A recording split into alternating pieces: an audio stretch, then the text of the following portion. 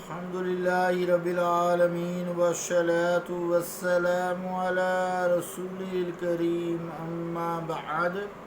أعوذ بالله من الشيطان الرجيم بسم الله الرحمن الرحيم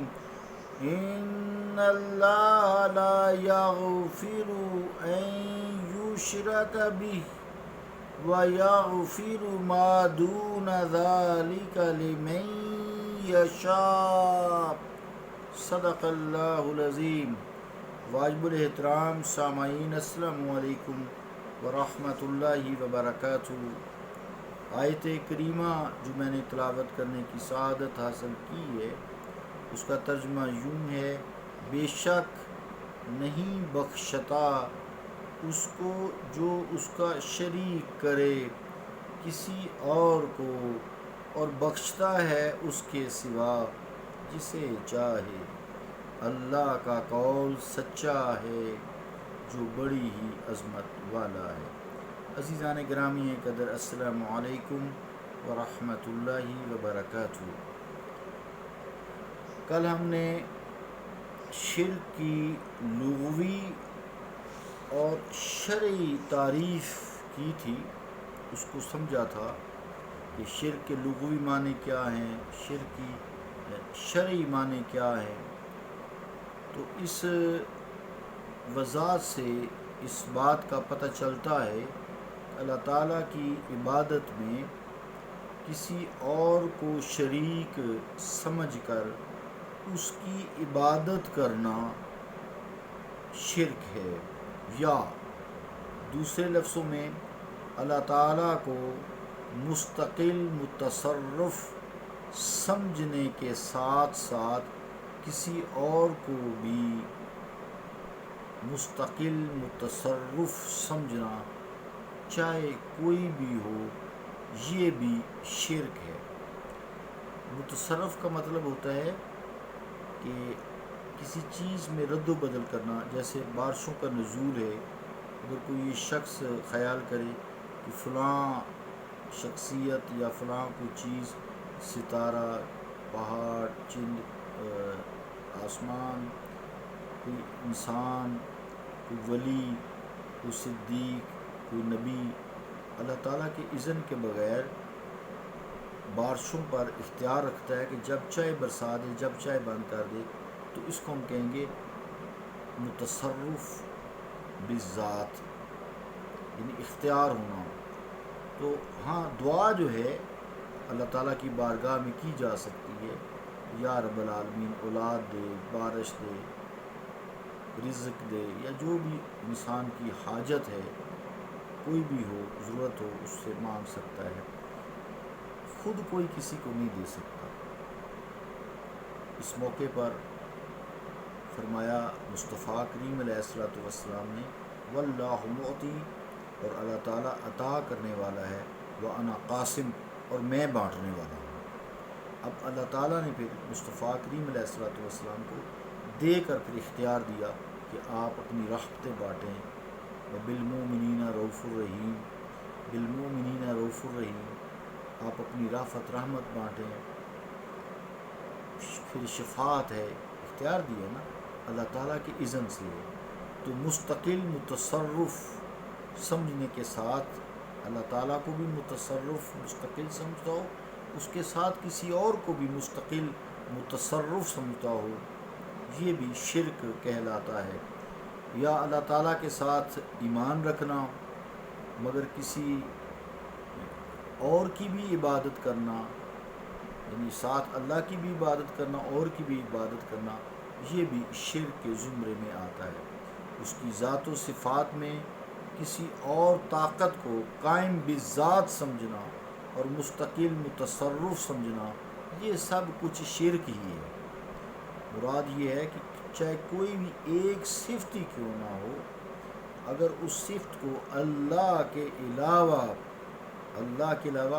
بالکل ہو بہو اس صفت میں اللہ جیسی سمجھنا کہ اس میں بالکل اللہ کی طرح صفت ہے، تو یہ بھی شرک کے زمرے میں آتا ہے۔ بہت لمبی تفصیل ہے،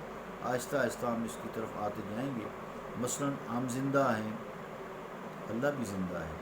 لیکن اللہ کی طرح تو ہم زندہ نہیں ہیں، وہ مستقل زندہ ہے، اسے ہم کہتے ہیں قدیم، وہ قدیم ہے، ہم حادث ہیں۔ حادث کا مطلب ہے ہم ایک وقت میں نہیں تھے، ایک دفعہ نہیں تھے، پھر ہمیں پیدا کیا گیا۔ اللہ تعالیٰ ازل سے ہے، ابد تک رہے گا، وہ پیدا نہیں ہوا، نہ وہ مرے گا۔ ہم پیدا بھی ہوئے، مرے بھی ہوئے، بے شک زندہ ہیں اور قائم ہیں۔ اللہ تعالیٰ حی قیوم ہے، اپنی ذات سے زندہ ہے، اپنی ذات سے قائم ہے۔ تو یہ آہستہ آہستہ انشاءاللہ آگے آپ کو سمجھ آتی جائے گی۔ تو اللہ تعالیٰ کی ذات و صفات میں کوئی شریک نہیں، اس کی طرح کوئی متصرف بذات نہیں، اس کے علاوہ کوئی عبادت کے لائق نہیں۔ جو اللہ تعالیٰ کی صفات میں بالکل اسی ہی طرح جیسے اللہ تعالیٰ کی ذات و صفات ہے، کسی کو اس کا برابر سمجھے، شریک ٹھہرائے تو وہ زندیق ہے شریعت مطہرہ کے مطابق، اور وہ کافر ہے اور اسے مشرک قرار دیا جائے گا۔ عزیزان گرامی قدر، یہی شرک کی حقیقی اور بنیادی تعریف ہے کہ صرف ایک ہو، اس میں دو یا دو سے زیادہ شریک ہوں، شرک ہے۔ اللہ کے علاوہ کوئی عبادت کے لائق نہیں، اگر اللہ کے علاوہ کوئی عبادت کسی کی کرتا ہے وہ بھی شرک کے زمرے میں آتا ہے۔ اللہ تعالیٰ کارساز ہے، متصرف حقیقی بذات ہے، اگر اس میں کسی کو کوئی انسان سمجھے تو وہ بھی شرک ہے۔ اگر بالفرض کوئی شخص ہے، اس کے عقائد تو فاسد نہیں رکھتا، نہ ہی اس کے کوئی ایسے نظریات ہیں جس سے اس کی ذات میں شرک لازم آتا ہے، لیکن بعض اوقات وہ ایسے اعمال کرتا ہے، اسے اعمال ہوتے ہیں، یا ایسے گفتگو کرتا ہے، اسے ایسے اقوال کا صدور ہوتا ہے جس میں اشتباہ شرک مترشح ہوتا ہے، یعنی شرک کا شائبہ وضاحت ہوتی ہے اسے، یار یہ شرک سا لگتا ہے۔ جیسے لوگ کوئی مخلوق کے بارے میں، ماں باپ کے بارے میں، شیخ کے بارے میں، پیر صاحبان کے بارے میں تو ایسے الفاظ استعمال کر جاتے ہیں، حقیقت تو یہی کر جاتے ہیں، لیکن ان کا اگر ان سے پوچھیں بھئی یہ تو انسان ہے، کہتے ہیں ہاں جی ہم تو بس دعا کے لیے آئے تھے، اولاد کے لیے دعا کے لیے آئے تھے، رزق کی برکت کے لیے دعا کرانے آئے تھے، وہ دینے والا وہی ہے۔ تو مراد یہ، لیکن ان کے ظاہری اعمال جیسے بوسہ دینا، یا ان کے ساتھ ایسی گفتگو فرمانا، یا ان کے لیے کچھ ایسے الفاظ استعمال کر دینا جس سے اشتباہ شرک ہوتا ہے، یعنی شرک کا شبہ ہوتا ہے، وہم ہوتا ہے، گمان ہوتا ہے، اگرچہ وہ شخص شرک کی حقیقی تعریف میں تو نہیں آتا کیونکہ وہ ان کی عبادت نہیں کرتا، ان کو متصرف بذات نہیں مستقل سمجھتا، تو ان کے علاوہ کسی کی عبادت بھی نہیں کرتا، ان کی صرف عزت کرتا ہے، تکریم کرتا ہے، تعظیم کرتا ہے، ادب کرتا ہے، لیکن اعمال اسے ایسے صادر ہو جاتے ہیں جیسے بوسہ دے دیتے ہیں پاؤں پہ، یقیناً جھکنا پڑتا ہے، سجدے کی طرح ہی بندہ دور سے لگتا ہے، یا انسان قبرستان جاتا ہے تو ہاتھ اٹھاتا ہے اللہ کی بارگاہ میں دعا کرنے کے لیے، لیکن دیکھنے والا اگر یہ سمجھے یہ قبر والے سے مانگ رہا ہے،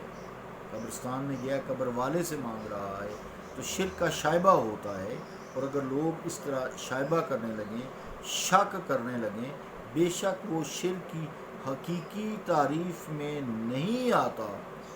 وہ مشرک نہیں ہے، اس سے وہ مشرک نہیں ہوگا، مگر اس کے لیے ایسے تمام اعمال اور اقوال جس سے شرک کا شائبہ ہوتا ہے اس سے اجتناب ضروری ہے، کرنا چاہیے تاکہ امت اس پہ کوئی شرک کے فتوے بھی نہ لاگے، یہ ضروری ہے۔ اللہ تعالیٰ سننے والا ہے، اللہ تعالیٰ جاننے والا ہے، اللہ تعالیٰ ہماری ضروریات، ہماری حاجتوں سے، ضرورتوں سے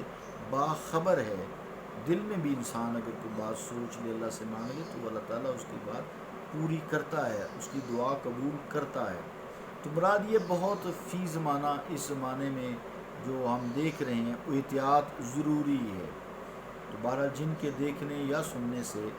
اشتباہ شرک یعنی شرک کا شائبہ پیدا ہو جائے، مثال کے طور پر وہ نیت کرتا ہے تعظیم اللہ کے سوا کسی کے سامنے پیشانی نہیں رکھی جاتی، تو وہ تعظیماً اللہ کے سامنے اپنا اللہ کے علاوہ کسی بندے بزرگ، ماں باپ، بہن بھائی، اولاد، بزرگ، کوئی بھی استاد، کوئی بھی شیخ، پیر، ان کے سامنے اپنی تعظیماً پیشانی رکھ دیتا ہے، لیکن وہ سجدہ نہیں کر رہا ہوتا، نہ وہ کر رہا ہے، لیکن دیکھنے والے کو شرک کا شائبہ ہوتا ہے، تو ایسی اگرچہ وہ تعظیم اور تکریم سے منع کیا گیا ہے، ویسے بھی حدیث نبوی صلی اللہ علیہ وآلہ وسلم ہے انما الاعمال بالنیات، کہ اعمال کا دار و مدار نیت پر ہے، لیکن وہ مشرک نہیں ہوا کیونکہ اس کی نیت درست ہے، لیکن دیکھنے والوں کو مشرک لگا ہے، شرک کا شائبہ ہے، تو اس لیے ایسی صورتحال سے گریز کرنا چاہیے، جو خاص طور سے نماز میں سجدے کی طرح پوزیشن ہوتی ہے، اس کی اجازت نہیں ہے، کیونکہ رسالت مآب علیہ السلام کی امت میں مصطفیٰ کریم علیہ السلام نے حکم دیا ہے کہ میری امت کے لیے سجدہ تعظیمی بھی منع ہے، حرام ہے، اس سے پہلے امتوں میں سجدہ ہوتا رہا ہے، جیسے کہ حضرت یوسف علیہ السلام کے ماں باپ نے آپ کو تعظیماً سجدہ بھی کیا تھا، اور فرشتوں نے بھی حضرت آدم علیہ السلام کو تعظیماً سجدہ کیا تھا، جو شک میں شیطان پھڑ گیا، فرمایا ابا واستکبر وکان من الکافرین، انکاری ہوا، تکبر کیا اور کافروں میں سے ہو گیا۔ ان سب چیزوں سے ہمیں بچنا ہے، کیونکہ تصوف یا صوفی ازم یا اپنا تزکیہ نفس کرنا، اپنے نفس کو پاک کرنا، اس کی پہلی سیڑھی یہی ہے کہ شرک کی شائبہ تک کی آلودگیوں سے اپنے آپ کو پاک رکھنا۔ باقی انشاءاللہ چلتا رہے گا، بھی یہ چلے گا۔ صلی اللہ تعالیٰ علی رسول خیر خلقہ محمد وعلی آلہ واصحابہ اجمعین برحمتک یا ارحم الراحمین۔